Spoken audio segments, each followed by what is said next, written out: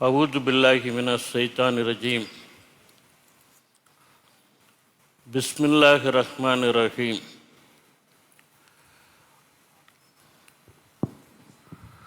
அல்ஹம்துலில்லாஹி ரப்பில் ஆலமீன். அர்ரஹ்மானிர் ரஹீம். இன்னல்லாஹ வ மலாயிகத்துஹு வஸல்லூன அலன் நபிய்யி யா அய்யுஹல்லதீன ஆமனு சல்லு அலைஹி வஸல்லிமு தஸ்லீமா. அல்லாஹும்ம ஸல்லி அலா சய்யிதினா முஹம்மதின் வலா ஆலி முஹம்மதின் கமா ஸல்லைத அலா இப்ராஹிம் வலா ஆலி இப்ராஹிம் இன்னக ஹமீதுன் மஜீத். அல்லாஹும்ம பாரிக் அலா முஹம்மதின் வலா ஆலி முஹம்மதின் கமா பாரக்த அலா இப்ராஹிம் வலா ஆலி இப்ராஹிம் இன்னக ஹமீதுன் மஜீத். மலேசிய திருநாட்டின் தலைநகராம் ரம்மியமிக்கு இந்த கோலாலம்பூருடைய இதயத்திலே அமைந்திருக்கக்கூடிய பாரம்பரியமான இந்த மஸ்ஜித் இந்தியா பள்ளிவாசலிலே மீலாது விழா தொடர் சொற்பொழிவை நிகழ்த்துகின்ற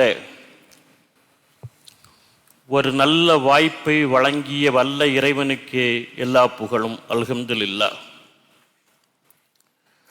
இந்த மகத்தான ஜும்மா பள்ளிவாசனுடைய மரியாதைக்குரிய நிர்வாகிகளே, கண்ணியத்திற்குரிய உலமா பெருமக்களே, அருமைக்குரிய பெரியோர்களே, தாய்மார்களே, அன்பர்களே, உங்கள் அத்துணை பேருக்கும் என் மனதிற்குள்ளே மழை பொழிகின்ற அன்பையும் நல்வாழ்த்துக்களையும் உரித்தாக்கிக் கொள்கின்றேன். அஸ்ஸலாமு அலைக்கும் வரஹ்மத்துல்லாஹி தஆலா பரக்காத்துஹு. இன்றைய தினம் அண்ணல் நபி ஸல்லல்லாஹு அலைஹி வஸல்லம் அவர்கள் வகுத்த நெறியில் சமூக பொறுப்புணர்வு என்ற பொருண்மையிலே தலைப்பிலே உங்கள் முன்னால் உரை நிகழ்த்த இருக்கின்றேன்.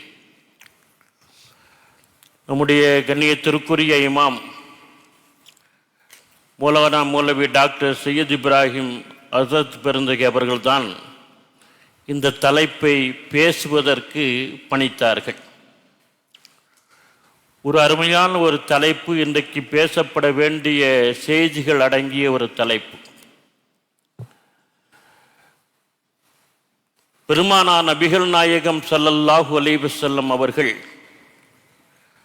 ஒரு பரிபூர்ணமான ஒரு வாழ்க்கையை நமக்கு வாழ்ந்து காட்டி கற்றுத்தந்திருக்கிறார்கள். ஒரு தனி மனிதன் இந்த உலகத்தில் எப்படி வாழ வேண்டும், அவனுடைய குடும்ப வாழ்க்கை எப்படி அமைய வேண்டும், அவனுடைய சமுதாய வாழ்க்கை எவ்வாறு சிறந்திருக்க வேண்டும், அவன் சமூகங்களுக்கு இடையிலான ஒரு வாழ்க்கையை எப்படி வாழ வேண்டும், தேசியம் சார்ந்த ஒரு பன்முகத்தன்மை சார்ந்த ஒரு வாழ்க்கை எப்படி வாழ வேண்டும் என்பதெல்லாம் ஒரு வளமையான வாழ்வியலாக பெருமானுடைய வாழ்க்கையிலே இருந்து நமக்கு கிடைக்கின்றது. அதிலே சமூகம் சார்ந்த ஒரு வாழ்க்கையிலே அவனுடைய சமூக பொறுப்புணர்வு, சோசியல் ரெஸ்பான்சிபிலிட்டி என்ன என்பதை நாம் இன்றைக்கு உணர்ந்தாக வேண்டிய, அறிந்து கொள்ள வேண்டிய அவசியம் நிரம்ப ஏற்பட்டிருக்கின்றது. இஸ்லாமிய வாழ்வியினுடைய விலாசம், முகவரி என்ன தெரியுமா? ஒரு வரலாறை சொல்கின்றேன். சூஃபி ஞானி இப்ராஹிமின் அதுகம் ரஹ்மத்துல்லாஹி அவர்களை பற்றி கேள்விப்பட்டிருப்பீர்கள். ஒரு பல்க் என்று சொல்லக்கூடிய ஒரு நாட்டினுடைய அதிபராக, மன்னராக இருந்தவர். அந்த ஆட்சி பொறுப்பை துறந்து விட்டு ஒரு சூஃபி ஞானியாக அவர் மாறினார் என்பது வரலாறு. அவர் சூஃபி ஞானியாக மாறியதற்கு ஒரு சுவாரஸ்யமான ஒரு பின்னணி உண்டு. இப்ராஹிமின் அதுகம் அவர்கள் மன்னராக இருக்கிற பொழுது மிகுந்த ஆடம்பரமான ஒரு வாழ்க்கையை வாழ்ந்தார். அவரைப் போல ஆடம்பரத்திலே சொகுசிலே மிதந்தவர்கள் வாழ்ந்தவர்கள் யாரும் கிடையாது. தினசரி ஒரு ஆடை உடுத்துவார், அந்த ஆடையை மறுநாள் உடுத்த மாட்டார். தினசரி படுக்கையிலே ஒரு மெத்தையை விரித்து படுப்பார், அடுத்த நாள் அந்த மெத்தையிலே விரிப்பிலே படுக்க மாட்டார், மாற்றிக்கொண்டே இருக்க வேண்டும். அவ்வளவு ஆடம்பரம் அவர். ஒரு நாள் அவருடைய அந்த படுக்கையை அறையை ஒழுங்கு செய்த பணிப்பெண் என்ன செய்தால், இதையெல்லாம் பார்த்து எவ்வளவு சொகுசு அனுபவிக்கிறான், ஆடம்பரம் அனுபவிக்கிறார் இந்த மன்னர், நமக்கு இதெல்லாம் கிடைக்கவில்லை என்ற ஏக்கத்தில் அங்குமிங்கும் பார்க்கிறாள், யாரும் இல்லை. சிறிது நேரம் இந்த படுக்கையிலே மெத்தையிலே படுத்தால் என்ன என்று அவளுக்கு ஒரு ஆசை. படுக்கின்றாள், கண்ணையர்ந்து தூங்கி விடுகின்றாள். மன்னர் உள்ளே நுழைந்து விடுகின்றார். பார்த்தவுடன் கோபத்துடைய உச்சநிலைக்கு செல்கின்றார். சுவரிலே தொங்கிக் கொண்டிருந்த சவுக்கை எடுக்கின்றார். தூங்கிக் கொண்டிருந்த அந்த பணிப்பெண்ணை விளாசு விளாசு என்று விளாசுகின்றார். அடிபட்டு விழித்த அவள் கத்தி கதற வேண்டும். சவுக்கடிப்பட்டு உடம்பிலே சதைகள் கிழிந்து நாறு நாராக கிழிந்து ரத்தம் கொட்டுகிறது. ஆனால் அவள் அழுவதற்கு பதிலாக சிரித்தாள். மன்னருக்கு இன்னும் கோபம் வந்தது. சவுக்கால் அடிக்கிறேன், காயத்தில் இருந்து ரத்தம் கொட்டுகிறது, என்ன சிரிக்கிறாய் என்று கேட்டவுடன் அந்த பணிப்பெண் சொன்னாள், ஒரு நாள் ஒரு சில நிமிடங்கள் அற்ப சொற்ப நேரத்திற்கு இந்த சுகத்தை அனுபவித்ததற்கு எனக்கு இந்த தண்டனை என்று சொன்னால், தினசரி இவ்வளவு பெரிய சுகத்தையும் ஆடம்பரத்தையும் அனுபவித்துக் கொண்டிருக்கிறாயே, உனக்கு மறுமையிலே இறைவன் என்ன தண்டனை தரப்போகிறான் என்று சிந்தித்து பார்த்தேன், சிரிப்பு தான் வந்தது என்று சொன்னாள். கிரீடத்தை கலத்தி கீழே வைத்து விட்டார். அரசாட்சியை துறந்து விட்டார். அவருக்கு அங்கே ஞானம் பிறந்தது. ஒரு ஞானியாக தேசாந்திரியாக தேசத்தை விட்டே வெளியேறிவிட்டார். ஒரு அரபகத்தினுடைய பாலைவன பிரதேசத்திலே சஞ்சரித்துக் கொண்டிருந்த காலகட்டத்திலே ஒரு கிராமத்திலே தங்கியிருந்த பொழுது சஃபிக் ஃபல்கி என்று சொல்லக்கூடிய ஒரு இளைஞன் அவரை சந்திக்கின்றான். ஞானி அவர்களே, என்னால் இந்த ஊரிலே வாழ முடியவில்லை, எனக்கான சம்பாத்தியம் இல்லை, எனவே வெளியூருக்கு சென்று உழைத்து பிழைத்துக் கொள்ளலாம் என்று ஆசைப்படுகின்றேன். எனக்காக வேண்டி நீங்கள் இறைவனிடம் துஆ செய்யுங்கள், எனக்கு ஆசை கூறி அனுப்புங்கள் என்று கேட்கின்றான். சூஃபி ஞானி இப்ராஹிம் அதுகம் ரஹ்மத்துல்லாஹி அவர்கள் அவனை அமர வைத்து அவனுக்காக வேண்டி வல்ல இறைவனிடம் துஆ செய்து போகிற காரம் வெற்றிகரமாக அமையட்டும் என்று ஆசை கூறி அனுப்புகிறார். அப்படி அனுப்பிய 2வது நாள் அதே ஊரில் அந்த இளைஞனை இப்ராஹிமின் அதுகம் பார்க்கிறார். என்ன தம்பி, 2 நாளைக்கு முன்னாலேயே என்னிடம் விடைபெற்று சென்றாயே, இன்னும் நீ ஊரை விட்டு புறப்பட்டு போகவில்லையா என்று கேட்டார். அதற்கு அந்த இளைஞன் சொன்னான், உங்களிடம் எப்பொழுது ஆசி பெற்றேனோ அப்பொழுது இந்த ஊரிலிருந்து நான் என் பயணத்தை ஆரம்பித்து விட்டேன். பாலைவனத்தின் வழியாக சென்று கொண்டிருந்த பொழுது களைப்பின் காரணமாக ஒரு ஈச்ச மரத்தின் நிழலிலே அமர்ந்து நான் ஓய்வெடுத்துக் கொண்டிருந்தேன். அப்பொழுது பக்கத்திலே இருந்த இன்னொரு ஈச்ச மரத்தின் நிழலில் நான் ஒரு காட்சியை பார்த்தேன். கால் ஒடிந்து போன ஒரு குருவி பசியாலும் வேதனையாலும் தத்திக்கொண்டு கதறிக்கொண்டு கிடந்த ஒரு காட்சியை நான் பார்த்தேன். அப்பொழுது எங்கிருந்தோ பறந்து வந்த இன்னொரு குருவி அந்த கால் ஒடிந்து போன குருவியின் பக்கத்திலே அமர்ந்த அந்த குருவிக்கு உணவூட்டி சென்றதை நான் பார்த்தேன். யாருமே இல்லாத ஒரு அனாந்தர பாலைவன பிரதேசத்திலே ஒரு கால் ஒடிந்து போன குருவிக்கு கூட இறைவன் உணவூட்டுகிறான் என்று சொன்னால் எனக்கு ஊட்ட மாட்டானா? அதான் திரும்ப வந்துட்டேன். எப்படி ஆள் பாருங்க. அப்பொழுதுதான் சூஃபி ஞானி இப்ராஹிம் அதுகம் அவர்கள் அந்த இளைஞரிடம் திருப்பி கேட்டார், ஏன் தம்பி, நீ ஏன் கால் ஒடிந்து போன குருவியாக இருப்பதற்கு ஆசைப்படுகிறாய்? தானும் உழைத்து உணவை தேடி உண்டு இன்னொரு கால் ஒடிந்து போன குருவிக்கும் ஊட்டி மகிழ்வித்தது அந்த மகத்தான குருவியாக இருப்பதற்கு நீ ஏன் ஆசைப்படவில்லை என்று கேட்டார். இதுதான் நமக்கான ஒரு வாழ்க்கையினுடைய விலாசம். வாழ்க்கையுடைய அனைத்து முயற்சிகளையும் எடுத்து இறை நம்பிக்கையோடு உழைத்து சம்பாதித்து ஒருவன் தன்னுடைய குடும்பத்தை வாழ வைக்க வேண்டும். தன் சக மனிதர்களை சமூகம் சார்ந்த விஷயங்களிலே எல்லோருடைய துன்பத்திலும் எல்லோருடைய வாழ்க்கையிலும் நிறைவிலும் பங்கேற்க வேண்டும். இப்படிப்பட்ட ஒரு அற்புதமான வாழ்க்கையைத்தான் இஸ்லாம் நமக்கு கற்றுத்தந்திருக்கிறது. இஸ்லாத்தை பொறுத்தளவில் மனிதன் என்பவன் தனி மனிதன் எவனும் கிடையாது. எல்லாருமே சமுதாயத்தினுடைய அங்கம். ஒரு சமூகம் சார்ந்த ஜமாத் சார்ந்த ஒரு கட்டமைப்புக்குள் தான், ஒரு கூட்டு வாழ்க்கைக்குள்ளே தான் இந்த மனிதன் இஸ்லாத்திலே வாழ முடியும். வேற எந்த சமூகத்திலும் இல்லாத ஒரு கூட்டமைப்பு இது. ஜமாத் என்று சொல்லக்கூடிய அந்த ஒருங்கிணைந்த செயல்படக்கூடிய ஒரு கூட்டமைப்பு. எல்லா நிலையிலும் 3 பேர் சேர்ந்தாலே நீங்கள் ஒரு ஜமாத்தாக இயங்குங்கள் என்று பெருமானார் சொல்லிவிட்டார்கள். அதில் ஒருவரை அமீராக தலைவராக தேர்ந்தெடுத்து கொண்டு ஆலோசனை செய்து அவருடைய தலைமைக்கு கட்டுப்பட்டு இயங்குங்கள் என்று சொன்னால் ஜமாத் சமுதாய அமைப்பு என்று சொல்லக்கூடியது இங்கே 100 பேர் 200 பேர் இருக்க வேண்டும். 3 பேர் சேர்ந்தாலே ஒரு சமூகம் இஸ்லாத்தை பொறுத்தளவில். அந்த அளவுக்கு ஒரு மனிதன் சமூக அமைப்பிலே இணைந்து வாழ வேண்டும் என்று சொல்லக்கூடியதை இஸ்லாம் வலியுறுத்தி இருக்கிறார். வல்ல இறைவனை தொழ வேண்டும், ஐவேளை அவனுடைய கடமையாக இருக்கின்றது.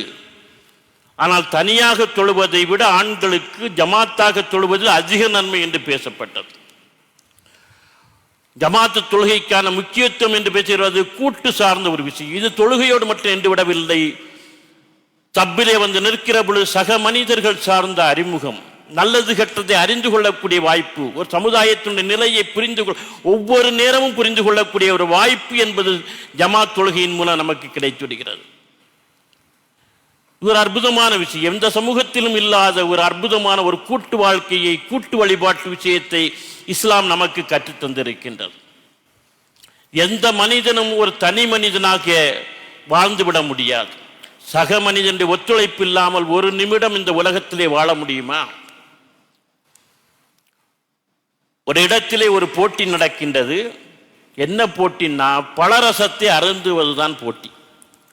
விதவிதமான பழரசத்தை கண்ணாடி குவளைகளிலே நிரப்பி வைத்திருக்கிறார்கள். ஆப்பிள் ஜூஸ், ஆரஞ்சு ஜூஸ், மாதுளை ஜூஸ், மேங்கோ ஜூஸ் என்று விதவிதமான பழரசங்களை என்ன செய்கிறார்கள், அடுக்கி வைத்திருக்கிறார்கள். போட்டி என்னன்னா, அந்த பழரசத்தை அருந்துவதுதான் போட்டி. அங்கு பார்வையாளர்களே இல்லை, எல்லோரும் பங்கேற்பாளர்களாக வந்து விட்டார்கள். ஏன்னா சாப்பிட்ற விஷயமாச்ச விடுவானா நம்ம ஆளு.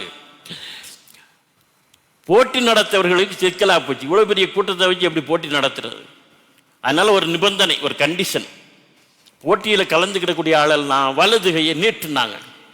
எல்லாரும் நீட்டினா ஒரு அடி நீளத்துக்கு இந்த ஸ்கேல் மாதிரி ஒரு மரத்துண்டு ஒரு சிக்க வைத்து இந்த கையை மடக்கிற இந்த பகுதியில் கட்டி விட்டாங்க. இப்போ சாப்பிடுனாங்க. கோலையே அப்படி கையில் எடுத்துக்கலாம், கையை மடக்கி இப்படி கொண்டு வர்றது. இங்கே தான் வந்து ஒரு துண்டு கம்பை வச்சு கட்டி விட்டுருக்காங்களே. இது முட்டாள்தனமான போட்டி என்று எல்லோரும் போய்விட்டார்கள். ஆனால் 2 பேர் சாப்பிட்டு விட்டார்கள். ஒருவன் ஒரு குவளை எடுத்தான், மற்றொருவன் இன்னொரு குவளை எடுத்தான். இந்தா மக்களை சாப்பிடு நான் வாயில் கொடுத்தான், அவன் இந்தா சாப்பிடு வாயில கொடுத்தான். 2 பேர் அருந்தி பரிசை பெற்று விட்டார்கள். இங்கே கட்டப்பட்டிருக்கக்கூடிய அந்த ஸ்டிக் இருக்குதே, கம்பு துண்டு, இதுதான் வாழ்க்கையில் நாம் எதிர்கொள்ளக்கூடிய பிரச்சனைகள், சிக்கல்கள். இந்த பிரச்சனைகளை சிக்கல்களை மீறி நீ ஒரு நன்மையை அடைய வேண்டும் என்று சொன்னால், ஒரு பலனை அடைய வேண்டும் என்று சொன்னால் உனக்கு சக மனிதனுடைய ஒத்துழைப்பு தேவைப்படுகிறது. எல்லா நிலையிலும் ஒரு மனிதன் பரிபூர்ணமான ஒரு வாழ்க்கையை, தன்னிறைவான ஒரு வாழ்க்கையை வாழ வேண்டும் என்று சொன்னால் சக மனிதனோடு உள்ள தொடர்பில் தான் அவன் வாழ முடியும். நாம் அணிந்திருக்கக்கூடிய ஆடை, உண்கின்ற உணவு, எத்தனை பேருடைய வியர்வை, எத்தனை பேருடைய உழைப்பு, வலி, இதுதான் சமூகம் சார்ந்த அக்கறையாக இருக்க முடியும். அப்படிப்பட்ட ஒரு வாழ்க்கை தான் மனிதனுடைய யதார்த்தமான ஒரு வாழ்க்கையாக இருக்கிற பொழுது மனிதன் தான் வாழ்ந்ததற்கான ஒரு அர்த்தத்தை, அடையாளத்தை இந்த உலகத்திலே விட்டுவிட்டு போக வேண்டும். இன்றைக்கு நாம் யாரையெல்லாம் பெருமையாக நினைத்து பேசுகிறோமோ அவர்களிடமிருந்து சில வழிகாட்டுதல்களை நாம் எடுத்துக்கொள்கிறோம். அவர்களெல்லாம் வாழ்ந்ததற்கான அடையாளங்களை விட்டுவிட்டு போனவர்கள்.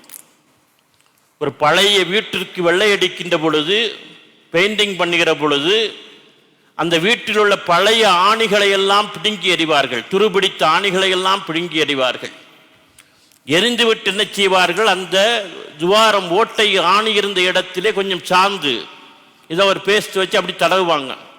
தடவி பேஸ்ட் பண்ணிக்கிட்டு என்ன செய்வாங்க, பெயிண்டிங் பண்ணுவாங்க. என்னதான் அந்த ஓட்டையில் ஆணி துருபிடித்த ஆணி இருந்த ஓட்டையில் ஏதாவது வைத்து அடைத்து நல்ல பேஸ்ட் பண்ணி எடுத்து வெள்ளையடித்தாலும் அந்த ஆணி இருந்த இடம் கொஞ்சம் துருத்தலாக இருந்து கொண்டே தான் இருக்கும். ஒரு சின்ன அடையாளம் அதில் இருந்து கொண்டே தான் இருக்கும். ஒரு துருபிடித்த ஆணி கூட தான் வாழ்ந்ததற்கான அடையாளத்தை விட்டுவிட்டு போகிறது என்று சொன்னால், ஆறறிவு படைத்த மனிதன் இந்த உலகத்திலே தான் வாழ்ந்ததற்கான அடையாளத்தை விட்டுவிட்டு போக வேண்டாமா? அடுத்த தலைமுறைக்கு இவன் என்ன கொடுத்து விட்டு போகிறான் என்பதை பற்றி சிந்திக்க வேண்டாமா? அப்படிப்பட்ட ஒரு நேரிய வாழ்வியல் வழிகாட்டுகின்ற மகத்தான வாழ்வியலை பெருமானார் நபிகள் நாயகம் ஸல்லல்லாஹு அலைஹி வஸல்லம் அவர்கள் நமக்கு கற்றுத்தந்திருக்கின்றார்கள். ஒரு மனிதன் இந்த உலகத்திலே விட்டுவிட்டு போவது என்ன? கேள்விப்பட்ட விஷயம்தான். ஒருவன் மரணத்துக்கு பின்னால் இந்த உலகத்தில் 3 விஷயங்களை விட்டுவிட்டு போகிறான் என்று பெருமானார் சொன்னார்கள். ஒன்று, அவன் போதித்த கல்வி. இரண்டாவது, அவனுக்காக வேண்டி பிரார்த்தனை செய்யக்கூடிய சாலிகான நன்மக்கள், பிள்ளைகள். மூன்றாவது, அவன் சமுதாயத்திற்கு செய்த சதகத்துல் ஜாரியா என்று சொல்லக்கூடிய நிரந்தரமான தர்மம். இந்த 3ஐயும் தான் ஒரு மனிதன் மரணத்துக்கு பின்னால் இந்த உலகத்திலே விட்டுவிட்டு போகிறான் என்று சொன்னால், இந்த 3ஐயும் பற்றி சிந்திக்கிற பொழுதுதான் ஒருவனுடைய சமூக பொறுப்புணர்வு எப்படி இருக்க வேண்டும் என்பது நமக்கு புரியும். நல்ல மக்களை பெற்றெடுத்து வளர்த்து சாலிகான முறையிலே வளர்த்து விட்டால் அவன் மரணத்துக்கு பின்னாலும் அவனுக்காக வேண்டி பிரார்த்தனை செய்து கொண்டே இருப்பார்கள், துவா செய்து கொண்டே இருப்பார்கள். அது அவனுடைய குடும்பம் சார்ந்த ஒரு அக்கறை சார்ந்த விஷயம் என்று வைத்துக் கொள்ளலாம். ஆனால் ஒருவர் போதிக்கின்ற கல்வி, ஒரு ஆலிம் இங்கே ஜும்மா உரையை நிகழ்த்துகின்றார், ஒரு முஅல்லிம் ஒரு ஆசிரியர் போதிக்கின்றார், ஒரு புரொஃபசர் பேசுகிறார் என்று சொன்னால், இதன் மூலம் உங்களுக்கு கிடைக்கக்கூடிய அறிவு, ஞானம், தெளிவு என்று சொல்லக்கூடியது உங்கள் வாழ்க்கைக்கு பயன்பட்டால், அந்த பயனால் ஏற்படக்கூடிய நன்மை அந்த ஆலிமுக்கு, அந்த பேராசிரியருக்கு, அந்த ஆசிரியருக்கு போய் சேரும். மறுமையினுடைய மிகப்பெரிய ஒரு சேமிப்பாக போய் சேரும். ஒரு பள்ளிவாசலை ஒருவர் கட்டி கொடுக்கின்றார், தண்ணீர் வசதியை ஒரு இடத்திலே செய்து கொடுக்கின்றார், ஒரு பள்ளிக்கூடத்தை நிறுவி நடத்துகின்றார், நிரந்தரமான ஒரு காங்கிரீட்டான சாலிடான ஒரு ஒர்க்கை செய்துகிட்டு இந்த உலகத்திலிருந்து மறைந்து விட்டார் என்று சொன்னால், அதன் மூலம் உலக முடிவு நாள் வரைக்கும் யார் யாரெல்லாம் நன்மை அடைகிறார்களோ, பயன்பெறுகிறார்களோ, அந்த நன்மையின் புண்ணியம் அவருக்கு மறுமையிலே போய் சேரும். சதகத்துல் ஜார், நிரந்தரமான தர்மம். இதில் இந்த கல்வியை வழங்குதல், நிரந்தரமான தர்மம் சார்ந்த விஷயம் எல்லாம் சமூகத்துக்கான விஷயம். ஒரு சமூகத்துக்காக வேண்டி ஏதாவது செய்துவிட்டு போனால்தான் மறுமை வாழ்வு நன்றாக இருக்கும் என்று வலியுறுத்தக்கூடிய மகத்தான வழிகாட்டி பெருமானார் நபிகள் நாயகம் ஸல்லல்லாஹு அலைஹி வஸல்லம் அவர்கள். பெருமானார் நபிகள் நாயகம் ஸல்லல்லாஹு அலைஹி வஸல்லம் அவர்கள் சமூகம் சார்ந்த ஒரு பொறுப்புணர்வை நமக்கு கற்றுத்தந்திருக்கிறார் என்று சொன்னால், அவர்கள் மட்டுமல்ல, அவருடைய பாரம்பரியம் குலமே அதற்கு முன்மாதிரியாக இருந்தது. குறைசி என்று சொல்லக்கூடிய இனத்தை சார்ந்தவர் பெருமானார். அரபுகளிலே குறைசி கொஞ்சம் உயர்ந்த குலமாக பேசப்படக்கூடிய இனம். அந்த குறைசி இனத்திலும் கூட பெருமானார் காசிம் குலத்தை சார்ந்தவர். அபுல் காசிம் என்றெல்லாம் பெருமானாரை அழைப்பார்கள். காசிம் குலத்தை சார்ந்தவர். காசிம் என்று அந்த குலத்திற்கு எப்படி பெயர் வந்தது என்று நீங்கள் வரலாற்றை புரட்டி பார்த்தால் ஆச்சரியமான ஒரு தகவல் கிடைக்கிறது. பெருமானாருடைய பரம்பரை மூத்த தலைமுறையிலே ஆமீர் என்று சொல்லக்கூடிய ஒருவர் வாழ்ந்தார். அவர் வாழ்ந்த காலகட்டத்திலே மக்காவிலே கடுமையான ஒரு பஞ்சம், வறட்சி. மக்கள் எல்லாம் பசியாலும் வேதனையாலும் தகித்து கொண்டிருந்த ஒரு காலகட்டத்திலே அந்த ஆமீர் குடும்பம் என்ன செய்தது என்று சொன்னால், கோதம்பு மாவிலே ரொட்டி சுட்டு அதை என்ன செய்தார்கள், குழம்பிலே ஊற வைத்து வழங்கினார்கள். நம்ம காலையில் அடிக்கிறோமே புரோட்டாவை அப்படி மீன் சால்னாவிலையும் பருப்புலையும் அந்த டால்னையும் விட்டு ரொட்டி சனாயா, அதுக்கு பேர் 5-6 மணிக்கே ரெடி பண்ணிடுறாங்க. இங்கே காலையில் போட்டோம்னா மத்தியானம் வரை அப்படியே தெம்பாக இருக்கலாம். அப்படி ஒரு உணவு காலையில் இங்கே தான் சாப்பிட, எனக்கும் கூட வந்தோன்னெல்லாம் சாப்பிடணும்னு ஆசை வந்துடுச்சு. நம்ம ஊர்லாம் அப்படி கிடையாது. கோதம்பு மாவில் ரொட்டி சுட்டு குழம்புல ஊற வச்சு ஏழைகளுக்கு பசியால் வாடியவர்களுக்கெல்லாம் வழங்கினார்களாம். அந்த ரொட்டியை கோதுமை மாவில் ஊற வைத்து கொடுக்கிறார்கள். அந்த உணவுக்கு பேர் தான் ஹாசிம். அந்த உணவுக்கு பேர் தான் இங்க ரொட்டி சனாயின் சொல்றது போல அந்த உணவுக்கு பேர் தான் ஹாசிம். ஹாசிமை செய்து அந்த உணவை செய்து செய்து பசியை போற்றிய காரணத்தில் அந்த குடும்பத்திற்கே காசிம் குடும்பம் என்று பெயர் வந்து விட்டது. ஹாசிம் குடும்பம் என்று சொல்லக்கூடிய நாடவெளி அந்த குலத்துக்கு பரம்பரைக்கே உரிய பெயராக வந்து விட்டது. பெருமானாருடைய குலம் ஹாசிம் குலம். ஒரு மகத்தான தொண்டின் மூலம், சமூக பங்களிப்பின் மூலம் அந்த பெயர் அவருடைய குலத்தினுடைய பெயராக இருக்கின்றது. பரம்பரையே அதில் இருக்கிற காரணத்தில் தான் அவர் பரம்பரையில் வந்த நாமும் கூட இன்றைக்கு மக்களிடம் எந்த இயற்கை பேரிடர் வந்தாலும் பிரச்சனைகள் வந்தாலும் முதலில் போய் நிவாரணப் பணிகளை செய்வதற்கு முன்னிற்பவர்கள் முஸ்லிம்களாக இருக்கிறார்கள். பார்க்கிறோம், இயற்கை பேரிடர்கள் வந்த பொழுது வெள்ளம் மழை எதையும் பொருட்படுத்தாமல் நம்மவர்கள் களத்திலே நின்றார்கள். பள்ளிவாசல்களை திறந்து விட்டார்கள். எல்லோரும் வாருங்கள், உணவு பொங்கி போட்டார்கள், அவர்களுக்கு பசியாற்றினார்கள், தேவையான வசதிகளை செய்து கொடுத்தார்கள். சென்னையில் எல்லாம் வக்கிப்புகள் போன்ற புயல் வருகிற பொழுது எல்லா சமூகத்தவர்களும் ஊடகங்களும் முஸ்லிம்களுடைய பங்களிப்பை, இஸ்லாமிய இயக்கங்களுடைய மகத்தான தொண்டினை சிலாகித்து பேசினேன். தெரியும் உங்களுக்கு, ஒரு இந்து சகோதரி பெண்மணி தன்னுடைய பெண் குழந்தைக்கு யூனுஸ் என்று பெயர் வைத்தாள். ஆச்சரியமான விஷயம். பெண் குழந்தைக்கு யூனுஸ் என்று பெயரா என்றால், அவள் நிறைமாத கர்ப்பிணியாக இருக்கிற பொழுது மழை வெள்ளத்தில் மருத்துவமனைக்கு போக முடியாத சூழல், பிரசவ வலி உச்சத்தில் இருக்கிற பொழுது அங்கே முகமது யூசுஸ் என்று சொல்லக்கூடிய இளைஞன் சென்றான் தன் நண்பர்களோடு. சென்று அந்த பெண்ணை அந்த வெள்ளப்பகுதியிலிருந்து காப்பாற்றி கொண்டு வந்து மருத்துவமனையிலே சேர்த்து எல்லா உதவிகளையும் செய்து சுகப்பிரசவம் ஆவது வரை கூட இருந்து கவனித்து மருத்துவமனை செலவையெல்லாம் கூட அவன் கவனித்து விட்டான். ஏன்னா கையில் எங்கே காசு இருக்கு, அந்த நேரத்தில் பேங்க்ல இருந்து ஏடிஎம்ல இருந்து பணம் எடுக்க முடியாது. எல்லாவற்றையும் செய்தான். அந்த நன்றிக்கடனாக ஒரு முஸ்லீம் இளைஞனுடைய மகத்தான அந்த பங்களிப்புக்காக வேண்டி தனக்கு பிறந்த அந்த பெண் குழந்தைக்கு அந்த இந்து சமூகத்து சகோதரி யூனுஸ் என்று பெயர் வைத்தாள். இதெல்லாம் நாம் சமூகம் சார்ந்த பொறுப்போடு நம்முடைய இளைஞர்கள் இன்றைக்கு செயல்படுகிறார்கள் என்று சொல்வதற்கான சத்திய சாட்சியாக, முகவரியாக இன்றைக்கு இருக்கின்றது. கொரோனா கோவிட்-19 வந்த பொழுது நம்மவர்கள் தான் களத்திலே நின்றார்கள் எல்லா இடத்திலும். அதுவும் தமிழகத்திலே பார்த்தால் அத்தனையும் இளைஞர்கள் முஸ்லிம்கள் தான் நின்றார்கள். சொந்தக்காரன் இறந்து போனால் கூட அடக்கம் செய்வதற்கு, தொடுவதற்கு பல சமூகத்தவர்கள் வரவில்லை.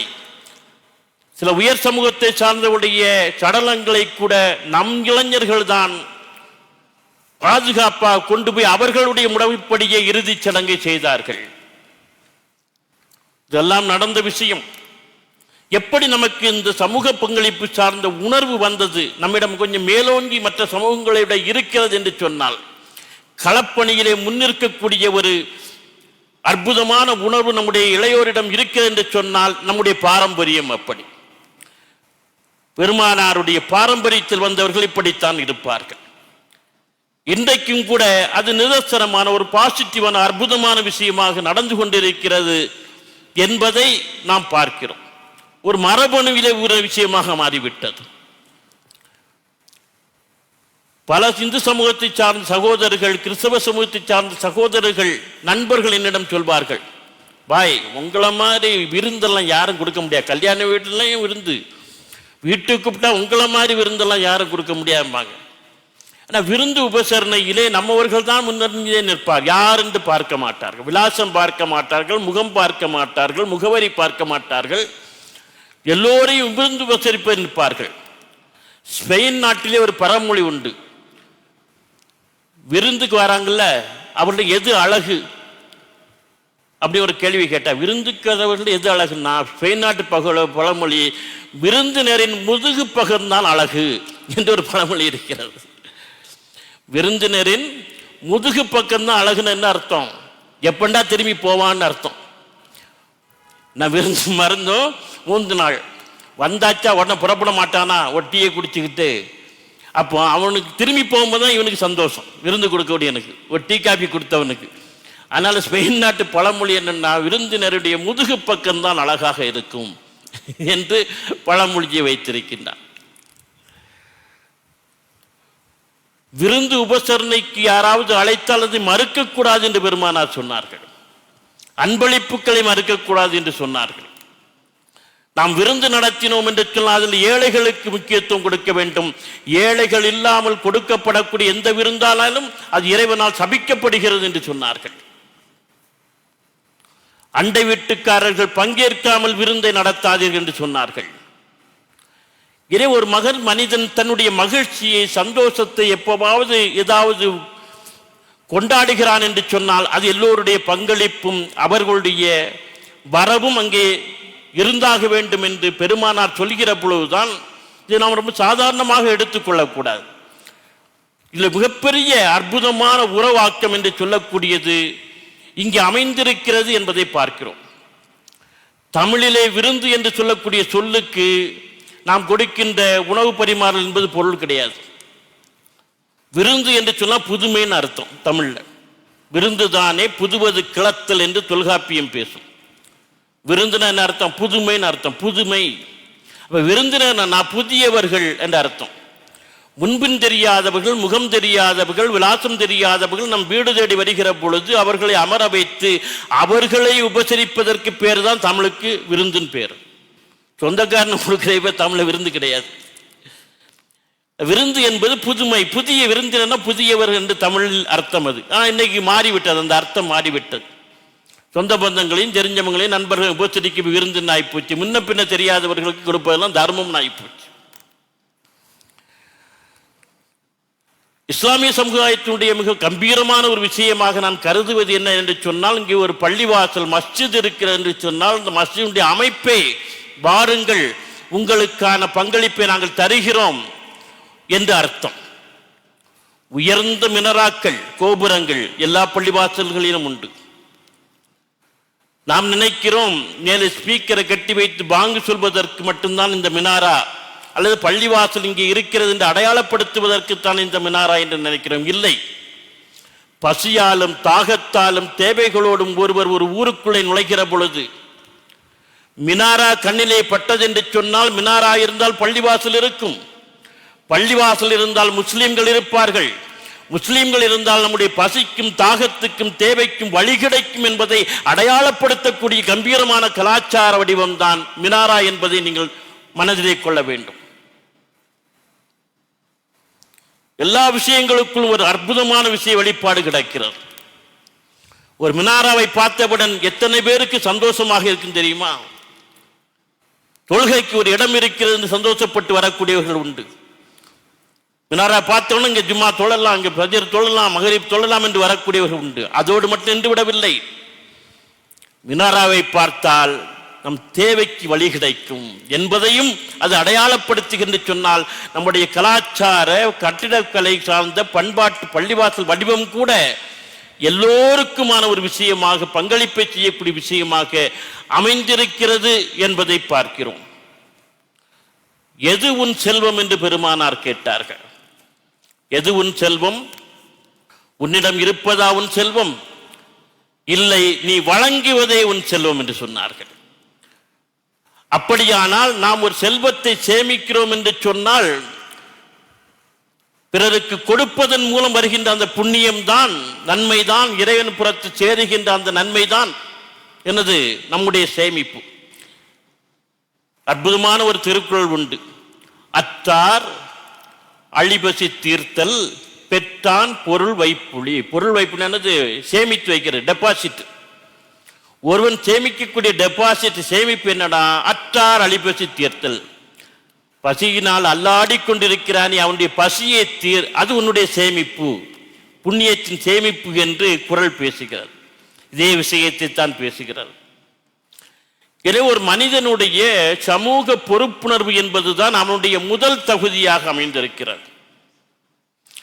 நபிகள் நாயகம் ஸல்லல்லாஹு அலைஹி வஸல்லம் அவர்கள் கூறியதாக அப்துல்லா இப்னு உமர் ரலியல்லாஹு தஆலா அன்ஹு அவர்கள் அறிவிக்கக்கூடிய ஒரு ஹதீஸ், முஸ்னத் அஹ்மதிலே 4780வது ஹதீஸ்.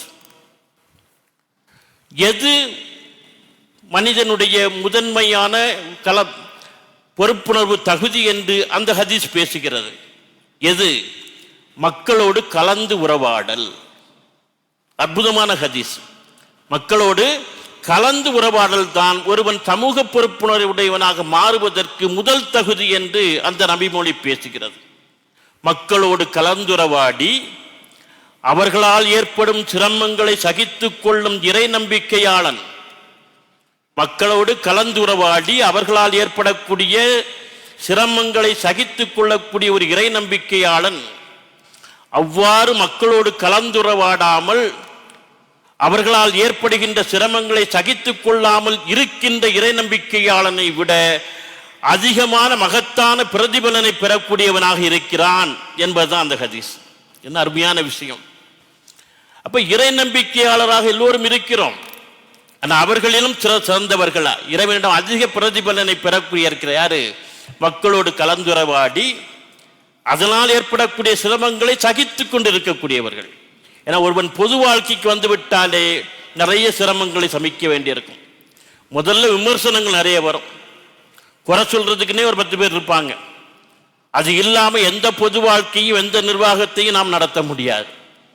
10 பேர் ஆதரித்தால் 4 பேர் குறை சொல்லிக் கொண்டே இருப்பார்கள், விமர்சனம் செய்து கொண்டே இருப்பார். அது ஒரு விதமான பாசிட்டிவான விஷயம் என்னை பொறுத்தளவில். சில விமர்சனங்கள் இருக்கிற பொழுதுதான் நாம் இன்னும் செறிவாக சிறப்பாக செயல்பட முடியும். அது ஒரு பக்கம் இருந்துதான் ஆக வேண்டும். ஆனால் எதுவுமே செய்யாமல் தொழுவோம், அப்போ நாங்கள் 5 கடமைகளை நிறைவேற்றுவோம், வீட்டில் போய் படுத்துக்கிடக்கூடிய ஆளுக்கு என்ன நன்மை இருக்கிறது? சமூக பொறுப்புணர்வே இல்லாமல் ஒருவன் வாழ முடியுமா ஒரு இறை நம்பிக்கையாளன்? எனவே ஒரு அருமையான ஒரு விஷயத்தை பெருமானார் பதிவு செய்கிறார்கள். உன்னுடைய முதல் பொறுப்புணர்வுக்கு, சமூக பொறுப்புணர்வுக்கு முதல் தகுதி, நீ மக்களோடு கலந்து உறவாட வேண்டும். எல்லா விஷயங்களிலும் மக்களோடு பங்கேற்க வேண்டும். அதில் சில சிரமங்கள் வரும், உனக்கு சில பிரச்சனைகள், அதையெல்லாம் சகித்துக் கொள்ள வேண்டும். சகித்துக்கொண்டு நீ என்ன செய்ய வேண்டும்? பாடுபட வேண்டும் என்று சொல்லக்கூடிய ஒரு அற்புதமான விஷயத்தை பேசுகிறார். சமூகத்தினுடைய பிரச்சனைகளை கண்டு பிரச்சனைகளிலிருந்து யாரும் தப்பித்து போகக்கூடாது. தப்பித்து போனால் நாளைக்கு உனக்கு பிரச்சனை வந்தால் யார் உதவிக்கு வருவார்கள்? ஒரு பிரெஞ்சு நாட்டு கவிதை ஒன்று உண்டு. அவர்கள் வந்தார்கள் போராளிகளை பிடித்து செல்வதற்காக. நான் போராளி இல்லை, எனவே வாய் திறக்கவில்லை. அவர்கள் மீண்டும் வந்தார்கள் விவசாயிகளை பிடித்து செல்வதற்காக.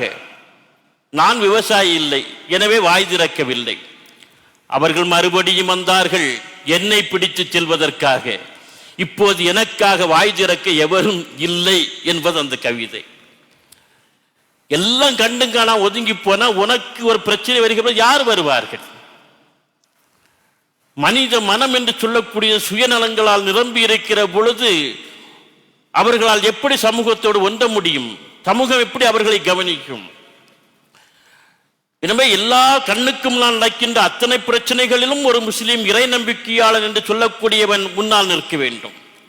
அதனால்தான் பெருமானார் நபிகள் நாயகம் ஸல்லல்லாஹு அலைஹி வஸல்லம் அவர்கள் சொன்னார்கள், கண்ணுக்கு முன்னால் ஒரு தீமையை கண்டால், ஒரு பிரச்சனையை கண்டால் கரத்தால் தடு. இது ஒரு அற்புதமான ஒரு விஷயம். யாரும் இப்படி சொல்ல மாட்டாங்க. கடைசி தான் கரம் சொல்லிப்பாருங்கிறது மாதிரி சொல்லுவாங்க. பஞ்சாயத்து பண்ணி பாருமா, கரத்தால் தடுக்கிறது கடைசியாக தான் வரும். ரசூல்லா எடுத்தவுடன் சொன்ன கரத்தால் தடுத்து நிறுத்து. முடியவில்லையா, சொல்லால் பேச்சால் தடுத்து நிறுத்து. அதுவும் முடியவில்லையா, மனதால் நடப்பது தவறு என்று வருந்தி ஒதுங்கிவிடு என்று சொன்னார்கள். நான் ஒன்றும் செய்ய முடியல, மனசாலாவது அதை வெறுத்து ஒதுக்கணும், நடக்கிற தவறு என்று. அப்படி மனதால் வெறுத்து ஒதுக்குவது என்று சொல்லக்கூடியது ஈமானில் பலவீனமானது, உன் இறை நம்பிக்கையில் பலவீனமானது என்று சொன்னார்கள். அப்படியானால் ஈமானில் இறை நம்பிக்கையில் பலமானது எது? கண்ணுக்கு நடக்கூடிய பிரச்சனையை, தீமைகளை கரத்தால் தடுத்து நிறுத்துவது. இதைவிட ஒரு போராட்ட குணத்தை கற்றுக் கொடுக்கக்கூடிய உலகத்தில் யார் இருக்க முடியும்? அநீதிகளுக்கு எதிரான ஒரு சமூகம் எழுகிறது என்று சொன்னால், இஸ்லாமிய சமூகம் எந்த அடக்குமுறைகளுக்கும் ஒரு அஞ்சாத சமூகம்.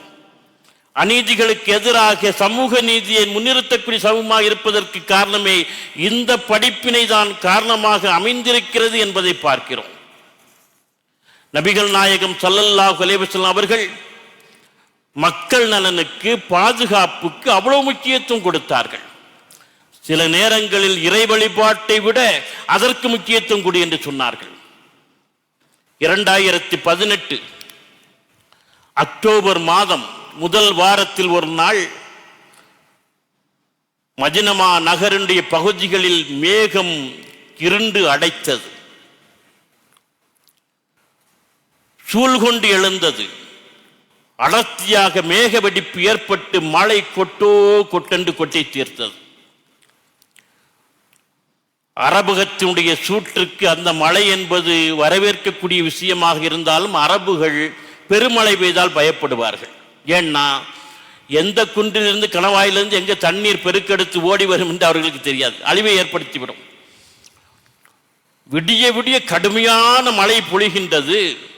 அதிகாலை நேரம் மஸ்ஜிது நபவியிலே இருந்து தொழுகைக்கான அதான் ஒலிக்கின்றது. அதானிலே ஹய்யாலல் ஃபலாக், வெற்றியின் பக்கம் விரைந்து வாருங்கள் என்கின்ற வாசகம் இடம்பெறவில்லை. அதற்கு பதிலாக அஸ்ஸலாத்து ஃபீ ரிஹாலக்கும், அஸ்ஸலாத்து ஃபீ ரிஹாலக்கும் என்ற வாசகம் இடம்பெற்றது. நீங்கள் ஊடகங்களிலே பார்த்திருக்கலாம் அந்த பாங்கு. நீங்கள் உங்கள் தங்குமிடங்களிலேயே தொழுது கொள்ளுங்கள், தங்குமிடங்களிலே தொழுது கொள்ளுங்கள் அர்த்தம். ஏனென்றால் விடிய விடிய மழை பெய்து சேரும் தகுதியுமாக வெள்ளம் பெருக்கெடுத்து எல்லாம் இருக்கிற பொழுது தொழுகைக்கு வரக்கூடியவர்களுடைய உயிருக்கும் உடைமைக்கும் பாதுகாப்பு வேண்டும். கடுமையான பள்ளிவாசலிலே வந்து தொழுவது என்பது அதிக நன்மையை தரக்கூடியது. அதுவும் நபியின் பள்ளியிலே, மஸ்ஜிது நபவியிலே தொழுவது எவ்வளவு பெரிய நன்மை. அப்படி இருந்தாலும் உன் உயிருக்கான பாதுகாப்பை உறுதி செய்ய வேண்டும். ஆனால் தங்குமிடத்திலேயே தொழுது கொள்ளுங்கள் என்ற அறிவிப்பு இருந்ததை சோசியல் மீடியா அத்தனையும் அந்த பாங்கை போட்டு காட்டியதை பார்க்கலாம். அப்பாஸ் ரலியல்லாஹு தஆலா, இப்னு அப்பாஸ் ரலியல்லாஹு தஆலா அன்ஹு அவர்கள் பிற்காலத்திலே மக்களிடம் பயான் செய்து கொண்டிருக்க, உபதேசம் செய்து கொண்டிருக்கிற பொழுது இது போன்று மழை வெளியே கொட்டுகிறது. மோதினை அழைத்து ஹய்யாலல் ஃபலாக் என்பதற்கு பதிலாக அஸ்ஸலாத்து ஃபீ ரிஹால் என்று சொல், அதானிலே சேர்த்துக் கொள்ளுங்கள் என்று சொன்னால் சுற்றி இருந்தவர்கள் ஒரு மாதிரி முறைத்தார்களாம். அப்பொழுது இப்னு அப்பாஸ் ரலியல்லாஹு சொன்னார்களாம், நீங்கள் நான் சொல்வதை விரும்பாதது போல இருக்கிறது. என்னை விட இந்த விஷயத்தில் அதிகமாக அறிந்தவர் பெருமானார் நபிகள் நாயகம் ஸல்லல்லாஹு அலைஹி வஸல்லம் அவர்கள். அவர்கள் இவ்வாறு இயற்கை பேரிடர்கள் நிகழ்கின்ற காலகட்டத்திலே சொல்லியிருக்கிறார்கள். சொல்லப்பட்டது மக்களுடைய உயிருக்கும் எல்லாவற்றுக்கும் உத்தரவாதம் கொடுத்தார்கள் என்று அவர்கள் சொல்லக்கூடிய அற்புதமான ஹதீஸ் புகாரியிலே 668வது ஹதீஸாக இடம்பெற்றிருக்கின்றது. இதே நபி மொழியை, இதே செய்தியை இப்னு உமர் ரலியல்லாஹு தஆலா அன்ஹு அவர்கள் அறிவிக்கக்கூடியதாகவும் புகாரியிலே 632வது ஹதீஸாக இடம்பெற்றிருக்கிறது. இந்த தகவலை, இந்த செய்தி எதற்கு சொல்கிறேன் என்று சொன்னால், இறை வழிபாடாக இருந்தாலும் மனிதனுக்கான முக்கியத்துவம் உறுதிப்படுத்தப்பட வேண்டும். அவனுடைய உயிருக்கு உத்தரவாதம் கொடுத்தாக வேண்டும்.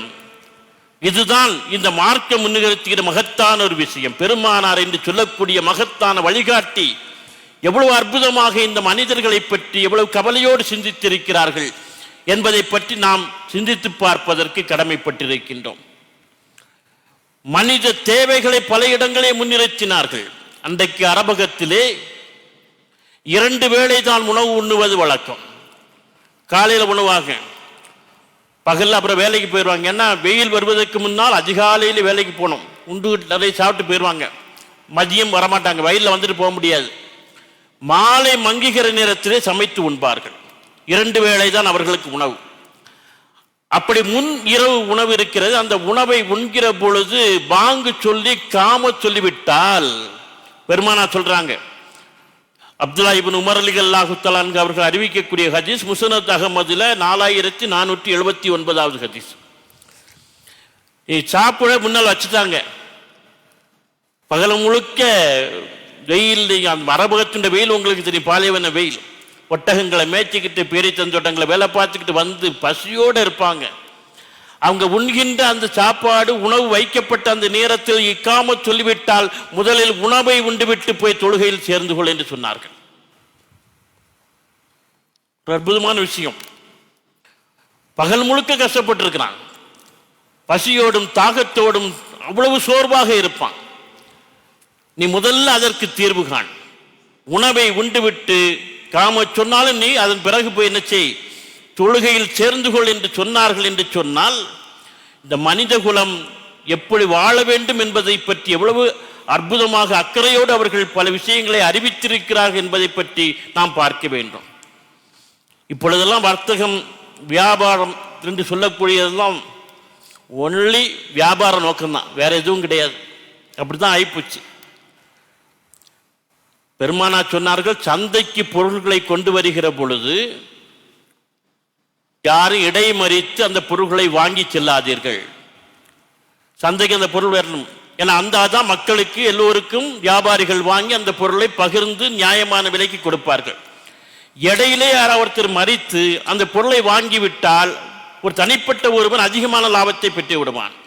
இன்றைக்கு உற்பத்தியாளரை விட விற்பனையாளரை விட மீடியேட்டர் தான் அதிகமாக சம்பாதிக்கிறான். இடைத்தரகர் தான் அதிகமாக இதை செய்யாது என்று பெருமானா தடை செய்தார்கள் தன்னுடைய ஆட்சியில.